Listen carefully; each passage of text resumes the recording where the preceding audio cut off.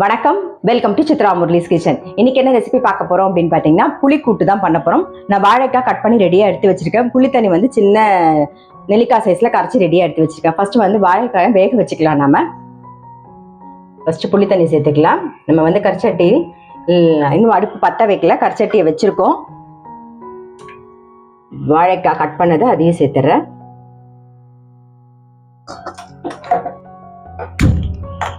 இப்போ சிம்ல வச்சுட்டு மஞ்சள் பொடி உப்பு சேர்த்துடலாம்.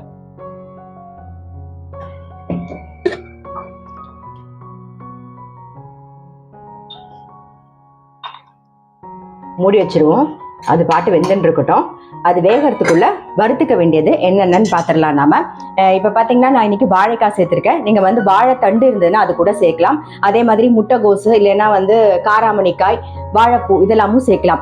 வாழைக்காயும் வாழைத்தண்டும் வந்து புளித்தண்ணியில வேகும். அதனால நீங்கள் அதை புளித்தண்ணியில போட்டே வேக வச்சுக்கலாம். மிச்ச காய்கறிலாம் நீங்கள் முன்னாடியே வேக வச்சுட்டு அதுக்கப்புறமா புளித்தண்ணியில சேர்க்கணும். அவ்வளோதான். ஸோ இந்த பக்கம் வறுத்துக்க வேண்டியது என்னன்னு பார்த்துக்கலாம். கொஞ்சமாக எண்ணெய் விட்டுக்கலாம்.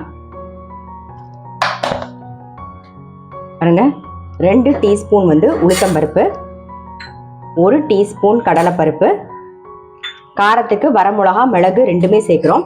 ஸோ ஒரு 3 வரமிளகா சேர்த்துருக்கேன். ஒரு 1/4 டீஸ்பூனுக்கு மிளகு. இதை முதல்ல வறுத்துக்கலாம். நம்ம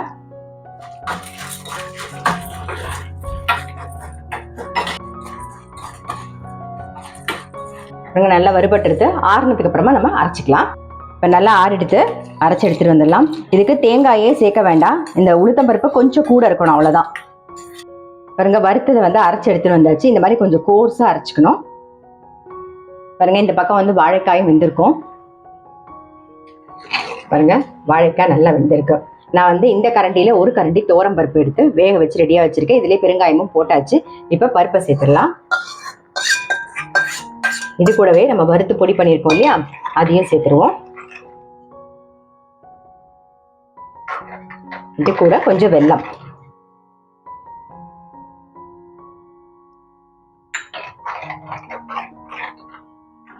கொஞ்சமா தண்ணி விட்டுக்கலாம். நல்ல ஒரு கொதி வரணும். இன்னும் கொஞ்சம் தண்ணி விட்டுக்கலாம்.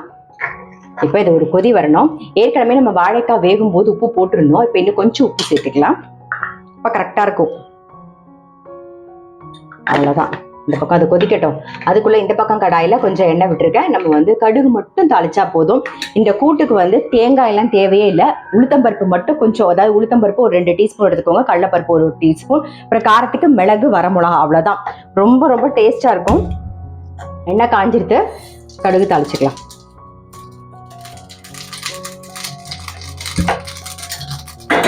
கொஞ்சம் கருவேப்பிலை,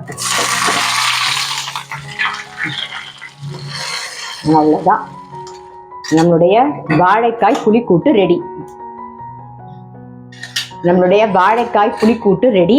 எப்பயுமே சொல்ற மாதிரி நல்ல சுடசாதத்துல நெய் விட்டு பிசைஞ்சு சாப்பிட்டீங்கன்னா ரொம்ப ரொம்ப டேஸ்டா இருக்கும். அதே மாதிரி நல்ல ஓட ரசம் சாதத்துக்கு தொட்டுன்னு சாப்பிட்டாலும் நல்லா இருக்கும். ஸோ கண்டிப்பா வந்து ட்ரை பண்ணி பாருங்க. இந்த மாதிரி புளிக்கூட்டு ட்ரை பண்ணல அப்படின்னா டெஃபினட்டா ட்ரை பண்ணி பாருங்க.